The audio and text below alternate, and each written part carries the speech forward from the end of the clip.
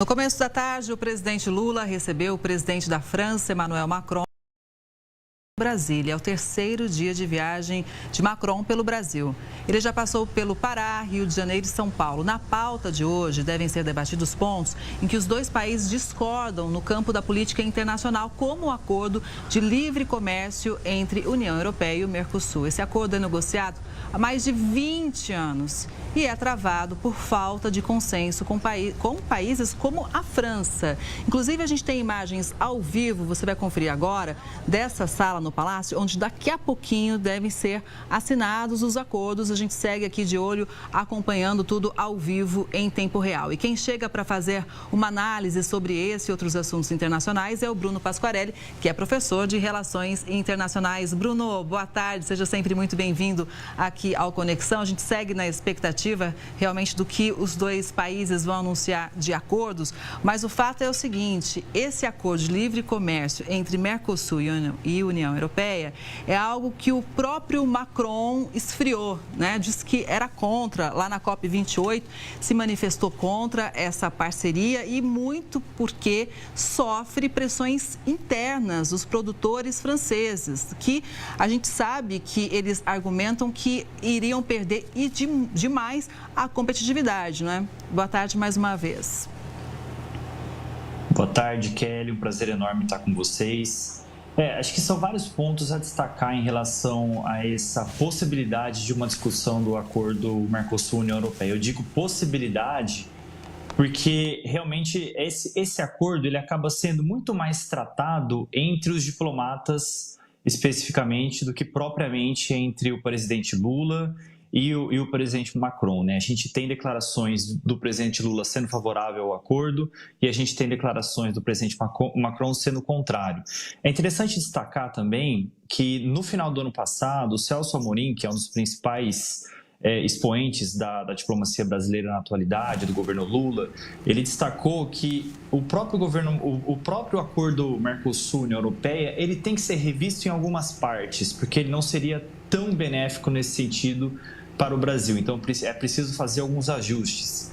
E um segundo ponto interessante a ser destacado é que eu não vejo também com tanta pressão para ser realizada agora uma tentativa de um acordo, porque em junho deste ano nós teremos eleições para o Parlamento Europeu. E conforme os membros do Parlamento Europeu forem eleitos, existe uma maior possibilidade ou não desse acordo ser aprovado. Lembrando que para esse acordo ser aprovado, ele tem que ter o aval de todos os países da União Europeia como um todo, inclusive a França.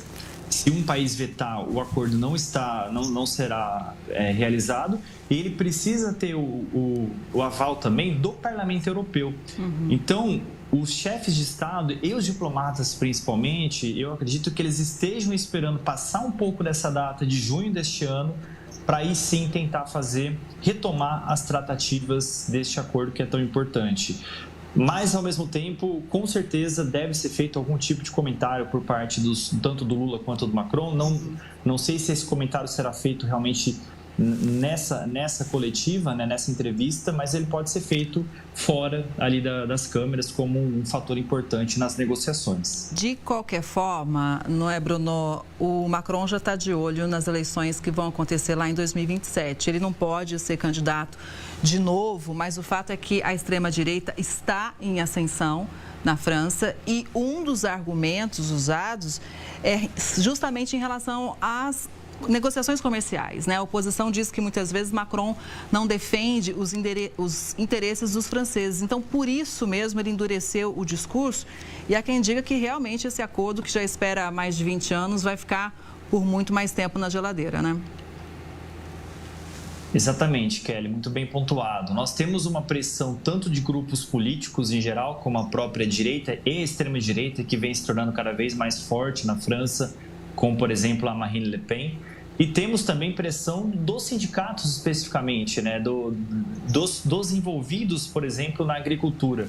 A agricultura francesa, a França é um dos únicos países da Europa que escolheu manter uma parcela da sua população no campo para fortalecer justamente a agricultura do país. E aí um acordo Mercosul-União Europeia, ele viria, obviamente, o Brasil é reconhecido no plano internacional como um dos principais exportadores de grãos, de agricultura em geral, né? Então isso com certeza traria muitos malefícios para os agricultores franceses que estão ali há muito tempo tendo uma proteção do governo. Então nós temos realmente um embate, né? Um embate político, que a extrema-direita pode se aproveitar disso para conseguir uma eleição, né? Um cargo, e temos também um embate social, né? A gente viu manifestações ocorrendo na França justamente sendo contrárias ao acordo Mercosul-União Europeia. Então, obviamente, é difícil falar agora em um acordo sendo realizado. O que a gente vai observar nos próximos meses e talvez anos é uma tentativa de ajuste mútuo entre as partes para chegar num acordo que seja benéfico para ambos. Pois é, não dá para concordar com tudo. Agora há pouco a gente mostrou as imagens do submarino que a gente destacou ontem aqui no Conexão, ou seja, pelo menos nesse ponto, na troca de tecnologia em setores estratégicos, isso está acontecendo. E a própria visita dele, depois de um certo tempo, né, muitos anos que Macron não voltava aqui ao Brasil, isso também mostra uma boa vontade de uma relação de diálogo, né? Exatamente. Lula e Macron têm uma boa relação, né? Então, por mais que eles não tenham a mesma opinião em relação ao acordo Mercosul-União Europeia, eles têm uma boa relação e o Brasil ele tem uma boa relação histórica com a França. E aí nós temos que pensar, obviamente, nos outros acordos que estão sendo realizados. São acordos relacionados, por exemplo, à biodiversidade, à descarbonização da economia, né? Então, acordos mais relacionados principalmente à questão ambiental. E esses acordos estão sendo negociados, né? Então acaba sendo realmente um encontro muito importante para ambas as partes, como forma de estabelecimento bilateral de acordos, principalmente na área científica também, para os dois países, e também acordos entre os bancos públicos para fomentar investimento na área da biodiversidade. Pois é, por falar em biodiversidade, em relação à Amazônia também, que é algo que é ponto de preocupação, de destaque em relação ao presidente francês, a gente lembra que se houvesse um acordo, né, o Brasil teria que cumprir todas as regras da União Europeia. Muita gente fala, não, se tem um acordo, pode prejudicar a Amazônia como um todo. E é um discurso também que não é verdadeiro. Uma vez a gente sabe o tanto que o mercado internacional exige de certificações de critérios aqui do Brasil. Exatamente, né? Então nós temos esse elemento, né, importante de cumprimento do acordo, que é justamente em relação à proteção ambiental, né? Proteção ambiental que tem que ser feita não somente pelo Brasil, mas todos os países do mundo. É sempre importante ressaltar, né?